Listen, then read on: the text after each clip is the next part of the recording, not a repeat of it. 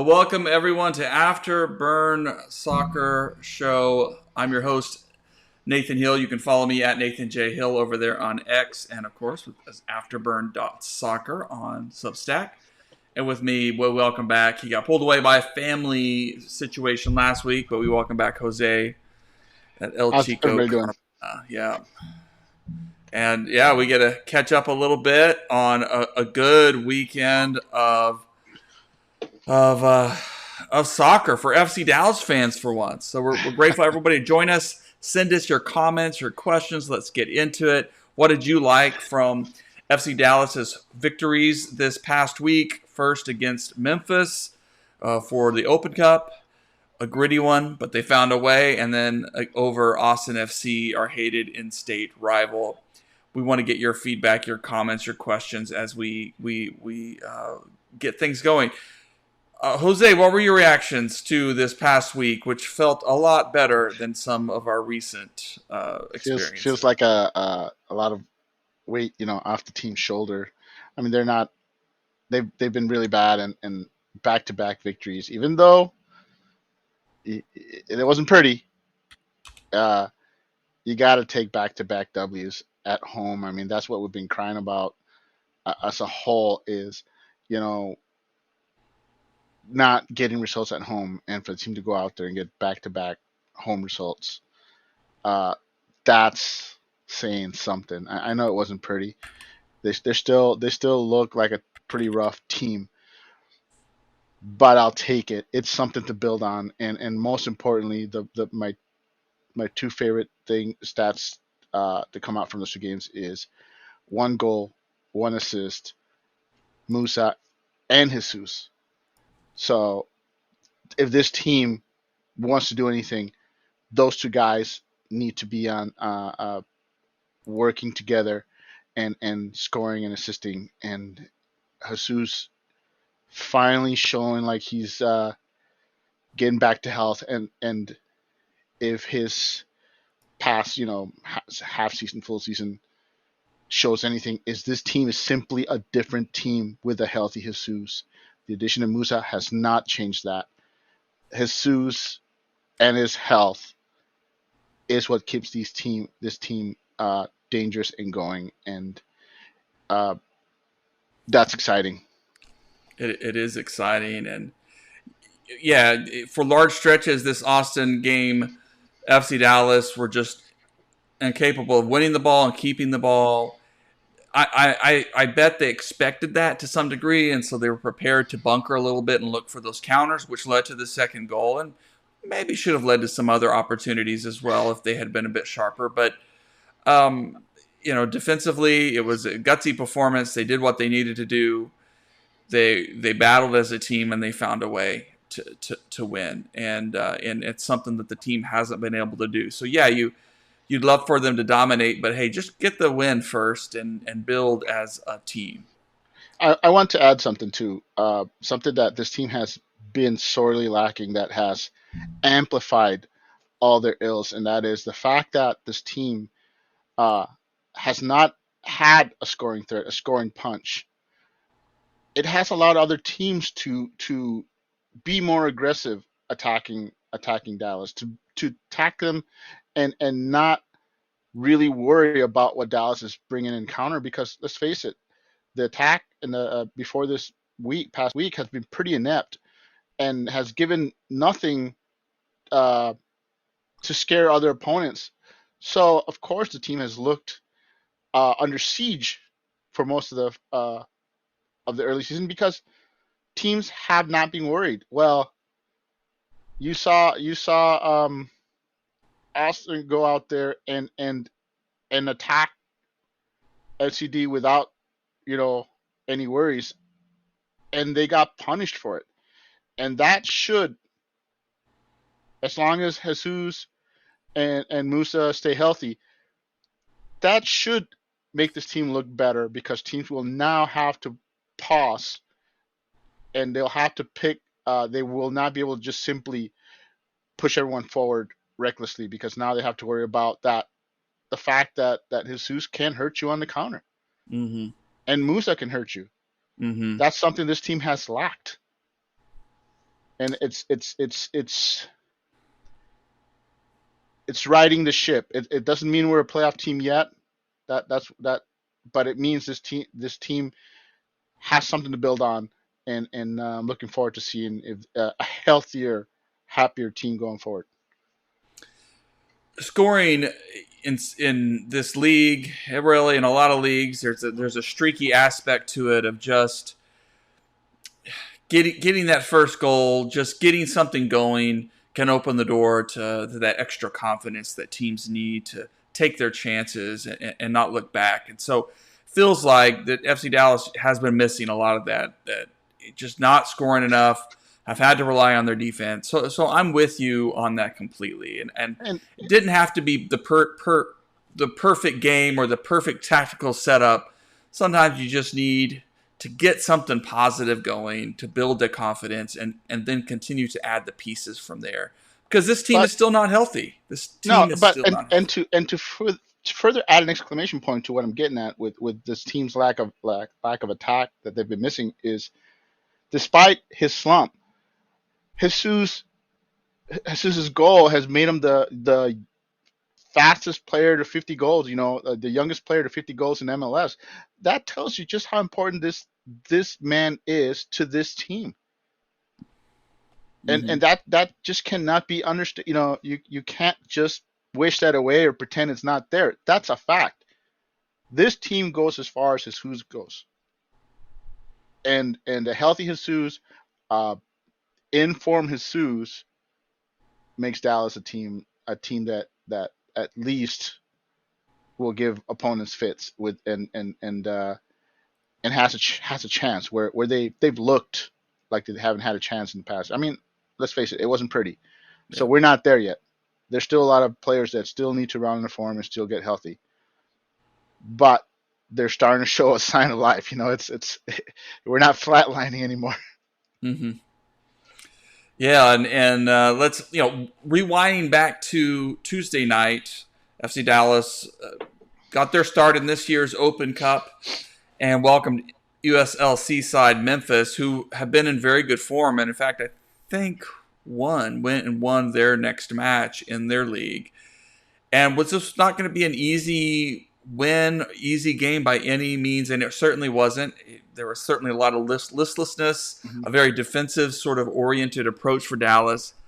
Maybe that made sense, but just Dallas had no confidence. I mean, just how can you expect the team to go out there and just dominate even an inferior team when they're still figuring themselves out and they're still getting guys healthy? But you had Jesus dish an assist to Logan Farrington for the go-ahead goal. And what was fascinating about the stat of that is that was the first substitute this season to score for FC Dallas, which is not a good stat that you want at this stage of the season. You want to have other guys coming in and contributing. So but it highlights just the challenge of this season so far for FC It Dallas. it highlights, though, again, going back to Jesus, it highlights what a difference he makes. His Mm, presence, him and Musa combined, it makes the other attackers that have looked listless. It makes them uh, look better. I mean, not to take anything away from Farrington, who I believe is playing at a level which should earn him more points. I'm saying more minutes. Excuse me. Um, so that's not to take that away from him, but having Jesus and Musa together on the pitch together, it makes our other defenders, other attackers, excuse me, just that more dangerous, because now they're not the primary attackers. They're not the secondary attackers. They're the third and fourth and fifth options, where before they were the first or second option. Uh, yeah. it makes a significant difference as to how this team can attack, because Jesus and Musa will draw all the attention, and they'll be able to pull center backs out of position for runs for Kamungo, for Farrington, for anybody else, and the attack should look lively as these two guys begin to gel. I mean, let's face it, they've had minimal time together, so we're just seeing the tip of the iceberg, and if they stay healthy and build a rapport, that's something that can grow and make this team hopefully more dangerous eventually. Well, let's hear from Nico on that subject. He was asked in the post game about the growing connection between Ferreira and Musa. Let's listen in. The second game that they start together, it's very obvious that having more time playing together, they're going to be able to do great things, And I think in some press conference that I had before, I said it's not only about Jesus giving him balls, it's also Pedro giving Jesus balls, And I think this is really important for us, to keep recovering players and having them fit, having them engaged. And we saw really good moments, really good plays, high quality. We're still not being consistent on that, and this is a little bit the part that is hurting us this season. But I think as we are progressing in the season, as we are getting confidence, I think we can have more games like this. Yeah, so expect more on the way, I think, is basically what Nico was telling us there. As Musa and Ferreira get to know each other, they get more rhythm together. They both get healthy, and the whole team has a role in that as well. Because I appreciated it as good as this win was, as fun as it was, and I know fans really celebrated because a win over a rival, and especially Austin, it's just good. It's just fun. It solves a lot of ills. At the same time, we all felt restless at different times, and near the end of the match, we were on the edge of our seats because Austin was just knocking on that door. They were just knocking on that door, and that's which not we're the used game to seeing, plan. Unfortunately. Yeah, and I don't think that's the game plan that FC Dallas, the front office or staff, or Nico wants, or the players want. They want, sure, there's a game state. You go down a goal, the other team's going to push. They're going to take advantage, but you still got to find a way to control the game and cycle possession and put your imprint on the match, especially at home. But they got the job done. They'll grow from here. So let's celebrate it and grow from here. Let's face it. This team's still going to be a defensive-first team.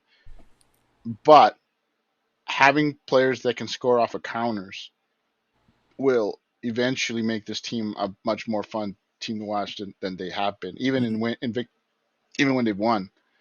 Like you said, they didn't look all that great against Memphis. I mean, all the criticisms were justified. But let's face it, Nico played to make sure that there was no way he would lose that match. He played for a 1-0 win, and okay, sure, I know everyone's talking about a lesser team, this and that, but at the end of the day, is your team has lacked confidence, and you're trying to build it, and Jesus needed that assist to get his confidence back. I mean, you know how he can be. He's an emotional player. He's a player that plays off of confidence, and that assist in the Memphis match, boom, Jesus suddenly starts feeling like he's got something back. The team got a clean sheet. They start feeling it's a lesser opponent, but it's a team you could not afford to lose to. And 1-0 win, even though we wanted a bigger win, whatnot. That's not how Nico was looking. Nico was basically looking at, hey, this is one match I can't afford to lose. I have to get this win here. I can build off of this. I can say, see, now we can build into the Austin match, and now they got 3 points back-to-back at home. And yes, the team still has a lot of its flaws, but he can build on this. He can rebuild the confidence of the team and say, okay, it's working. We're getting there. It's not all there, so it gives him plenty of time to coach and whatnot. But you got to get everyone believing and being on the same page, and that's still a work in progress. Well, let's hear a little bit more post-game commentary, this time directly from Ferreira himself. This is a win over Austin, Copa House match in front of the fans. How important was tonight's win? It's important. We want to build momentum. We want to grow in the league. We want to show people, the fans, that we're a team that can compete. And we start that slow. We start building chemistry. We start enjoying the game. We start scoring goals, and that's what we do. You became the first player of the youngest player to score 50 goals in MLS history in the regular season. Does that record mean anything to you? Did you know about it? No, I didn't know about it, but it's obviously a great feeling. My goal here is to always break records, make history, make my own history, and to do it at a club here that I grew up playing with, watching, and my family, has a lot into this club. It's amazing. We'll leave it there. Yeah, Jesus, he wants, and for fans, maybe at times who, when things aren't going well, that we can quickly point fingers. We can quickly go off the deep end, overreact sometimes. I think from players throughout this time, I don't think anyone on this team or this roster have been pleased with how the team has what they put on the pitch out there. I think. I think that they have not enjoyed. They want to win as much as anyone, and so they know when it's not going well. And so even Jesus's comments there that we want to show fans that this is who we really are. We're a team that can win and find a way to win. Well, they're a team that has played below average and at best has looked average. But let's face it, the thing that separates teams in MLS when it all averages it out is having that one or two players that can pull something out of nothing. And let's face it, ask yourself, how stunned were you when Jesus got that breakaway goal? Because I was pretty stunned. My jaw literally dropped like I couldn't believe I was seeing it. I was like, oh my goodness, is he going to blow this or whatnot? But no, that's what this team has been missing is that, yes, the injuries will keep him average and whatnot, but you need players like Jesus, players like Musa to step up and turn nothing into something. And that's what separates the playoff teams in MLS from the guys that don't make it. Mm. And so it's great to see that flash and hoping it's not just a flash, but the beginning of a lightning strike that's going to, carry this team forward. I'm always a very positive person, and I'm very excited about the potential for this team. We'll still be patient. We still have patience, though. Let's face it. The flaws are still there, but the fact that this team is showing some attacking ability, it's something to build on, something to get excited about, and hope this team can turn around. Right, and each week that they can kind of hang in there, it creates another week for Giovan Jesus, Alan Velasco to get healthy. Paul Arriola and Sebastian Leggett should be back in training this week. Whether they start or not, that'll be an interesting question. But it's been tough for this team just not to have everybody on hand to see what is actually there. And so that still is something we can look forward to as fans as we watch this team. And this is honestly what you should expect from Dallas in the next month or so is continue to play safe, continue to play,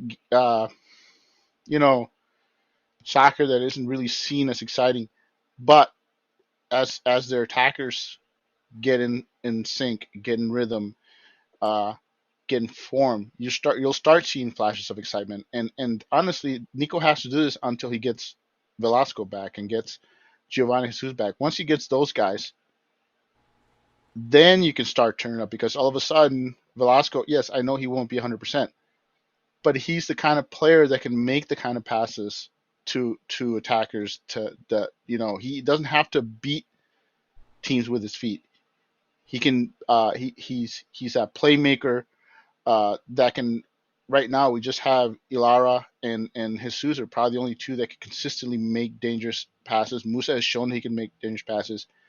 Adding a player like Velasco will make this attack even more formidable, even if he's not 100%. He just simply adds something that we're missing. Yeah, that was a good point before we move on to a little bit of North Texas talk. But a shout out to Marco Farfan, who I agree was the man of the match. I think I saw our friend Steve Davis said a lot of folks he was a force to be reckoned with. It was so good to see him. out I there. don't want to disagree with you. I think my man Musa was man of the match, but Okay, fine. Well, that's fine. I understand. Farfan to me it was the workhorse of the match. You know, the guy Sure. that does all the dirty work, the guy that basically isn't going to show up on the highlight reels, but the guy that's basically giving your whole, balling out and leading by example, and basically other teams see what he's doing, and it basically, the fans see it and the other teams see it, and it elevates everybody. So he's my workhorse of the match, Yeah. and I'm with you on that. I'm happy Yeah. with No. that. No, and I'm with you on that. But he just deserves credit. And yes, Emma Tomasi will want that tackle back. He'll want that moment back. Not not his best game in a Dallas jersey, but not probably his worst either. It's just I think this is again we're seeing what we're getting from Tomasi, which there are situations where he can make a lot of sense compared to a young guy like a Dante Sealy or something. But other games where you want a little bit more, you want more out of that position. So I don't have a problem with Ndele getting some minutes. I Hopefully again I as we agree said. that Endley should get more minutes in, and I'll tell you why.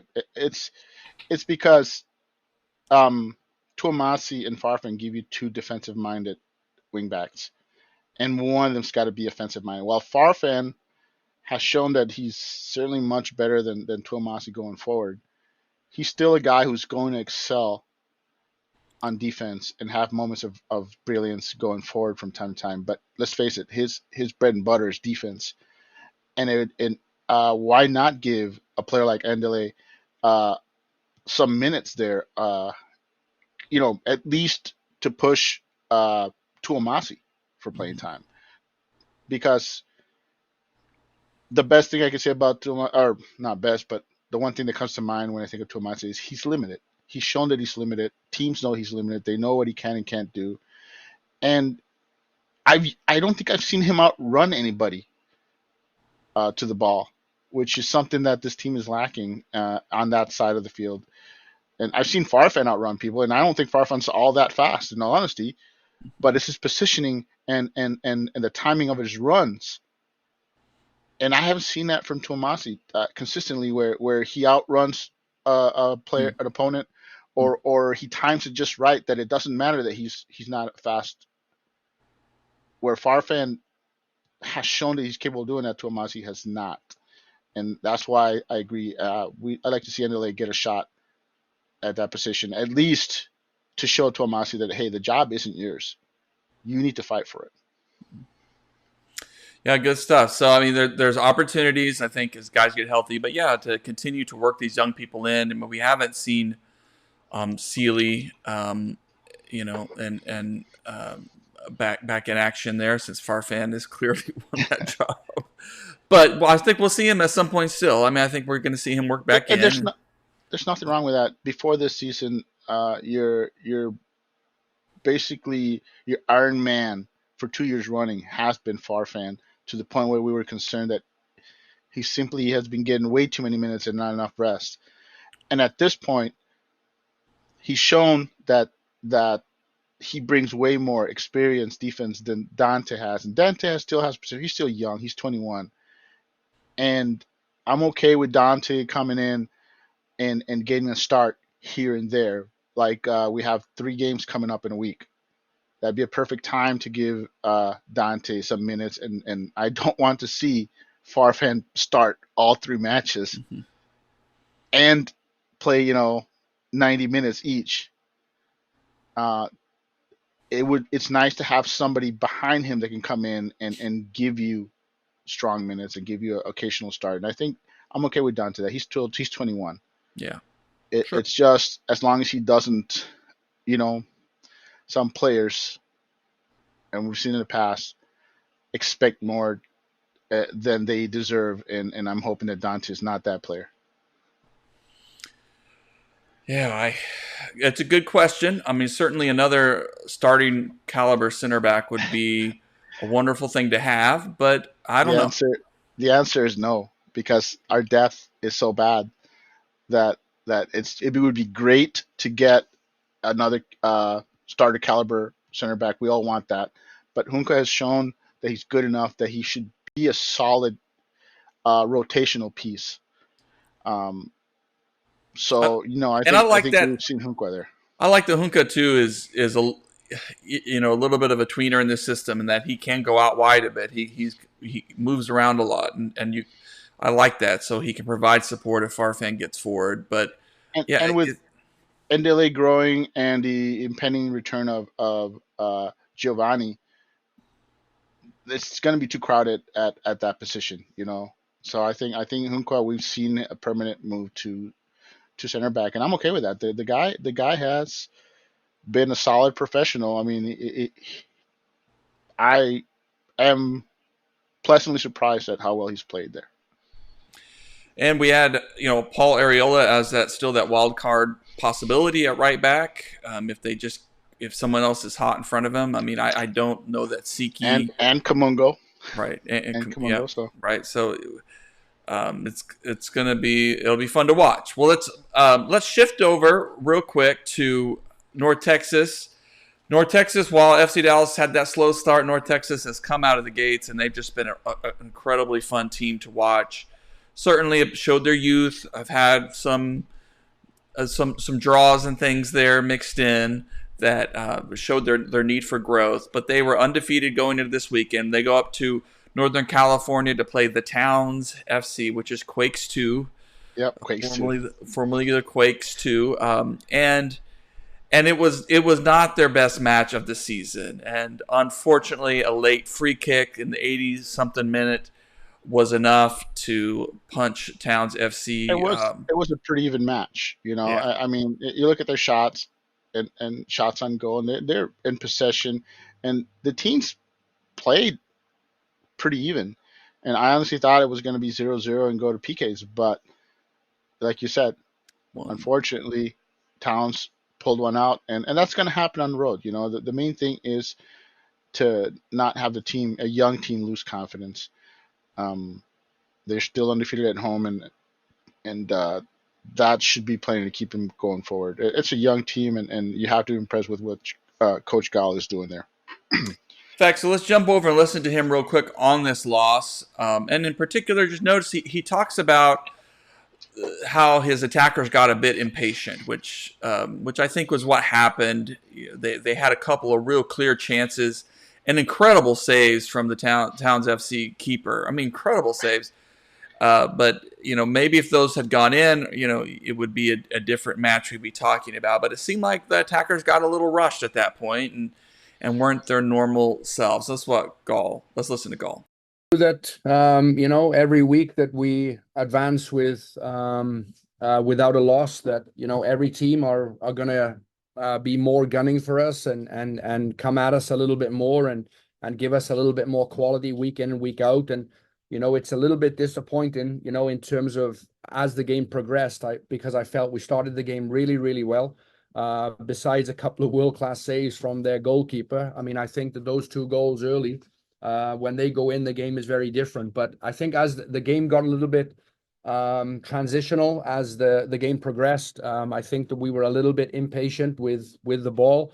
And then essentially that kind of played into the Towns' hands a little bit, where they were comfortable looking to counter us. And at the end of the day, when you give up a goal on a set piece, it's disappointing, especially kind of how it happened. But again, this is something that is part of young players' development, is part of the process. Of course, we didn't want to lose the game, and of course we're disappointed, but we'll rebound. We'll have a good mentality moving forward and brush this off as quickly as we possibly can.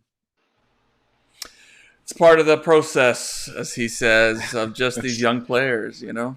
I like everything he said, and he's right. It's impatience and frustration can set in for a young attacker, especially when the opposing goalkeeper seems unbeatable. That can get into a young player's head, and unfortunately it did. But it's another week, and hopefully the team will rebound. Yeah, it was interesting to watch, because North Texas is such a fun, dynamic team to watch attack, and yet I saw for the first time kind of the downside of that is when everyone wants to be hero at times and just dribble at everybody. I'm just going to dribble at the defender, somehow find my way through 3 defenders, which is just not even for, I mean, the best players in the world get in those situations, they can't find a way forward. So it was one of those things where they had just figured out a way to settle a little bit, pick their opportunities. They probably could have unlocked their opponent, but their first loss of the season, I know that they'll try to rebound and pick it back up from there. They still are a growing team, and I don't think that this loss is going to damage still them. a fun team to watch, and I highly recommend if you have a chance to watch this team play. They got a lot of energy. They play the same formation as FC Dallas, but they played in a completely different style. So definitely a fun team, worth watching. And like Coach Gall said, the 2 world-class saves really kept them from basically staying undefeated. Yeah. Well, as we wrap up the show, we will just highlight one more thing. It's still rivalry week. That it's FC Dallas has a week to practice, to train, and then they go down to Houston to play the Dynamo in a game that certainly has Copa Tejas implications, but more importantly, just to help this team find a result and keep moving forward and climbing those standings. And Houston plays midweek on Wednesday at Austin, so they'll be playing FC Dallas on 2 days rest, and I would certainly hope to see Nico try to take advantage of that and play a little more aggressive instead of sitting back the entire time and letting Houston rest, because they will need they certainly will need to rotate, and they will certainly need to rest some players, or they'll be facing fatigue. And I know it's a road match, and I expect Nico to play defensive, but I would like them to at least take their chances, because a tired team is a beatable team. Mm-hmm. I think that presents some possibilities for Dallas to get some points on the road, which they would need. I mean, even a draw would be a really solid result for the team right now on the road, and something that they can continue to build from. Yes, but 3 points in Houston. 3 points would be the sweetest. Well, good. Well, let's leave it there. We appreciate everybody. RT, we appreciate all your comments. All of our viewers, please know I'll post the audio sometime tomorrow. So if you're listening on a drive and you want to recap, you can of course listen in to our comments and feel a lot better this week, right, Jose? We feel a little. I'm feeling a little better. Not all the way back, but at least I can smile a little bit longer, and hopefully the team will keep it that way going forward. Yeah. All right. Well, good night, everybody. Good night, everybody.